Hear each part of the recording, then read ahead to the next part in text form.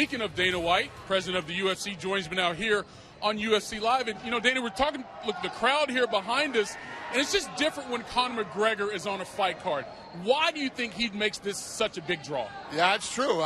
First of all, this is a big weekend in Vegas. Reopening. I mean, there's shows here that are sold out. Even Raider Stadium is sold out. Yeah. Rogan sold out. MGM Grand 2 nights in a row. So it's a big weekend anyway. But there's a different type of energy that comes along with a Conor McGregor fight, and this trilogy is one of the best. People love trilogies. Yes. This is a great trilogy. What's at stake here for Conor McGregor? I mean, I was saying earlier that part of his legacy is clearly on the line here because, granted, double champ, he's going to be in the Hall of Fame, sure, but he's lost 2 of his last 3 fights. If he doesn't win this fight, the question marks going ahead are much bigger than if he does win. In your mind, what's at stake? The answer to that question is he's extremely wealthy. In this business, it is hard to stay on top when you are extremely wealthy. Right. And, we're going to find out Saturday night how hungry Conor still is. And for Dustin Poirier, this kid could have fought for the title. Yes. He's the #1 guy in the world. He stepped aside for this big money fight, was criticized. He did the right thing. Because if he wins on Saturday night, he's still the #1 contender and still going to fight for the title. But for Conor, the other thing that's at stake is if he wins, he fights for the title again and adds to his legacy. Because no one has ever held the 155-pound belt twice. Conor McGregor would have a chance to do that.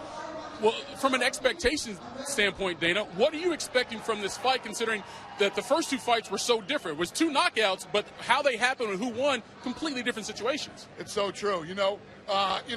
Dustin came in the first time. Conor was on the rise. Got knocked out, went back to the drawing board, worked his way back up to the top.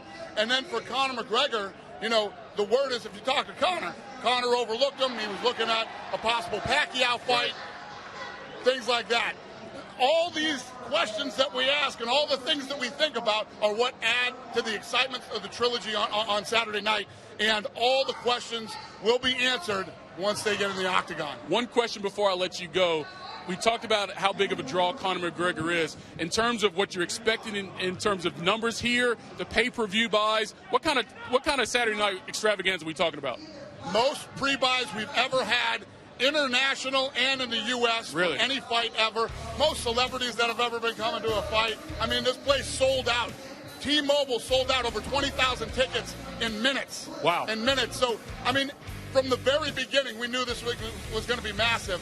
And as we start heading into, it's looking like we're probably going to do 2 million pay-per-view buys for this fight. So that's not easy to do. No, We've done it one time. Conor and Khabib. There we go. So it's going to be a big one, and we hope you are part of it. If you're not going to be part of the 20,000 people inside the arena, be at home watching ESPN Plus pay-per-view. If you don't have it, go to ESPNplus.com/PPV right now to order. Dana White, president of the UFC. More from him.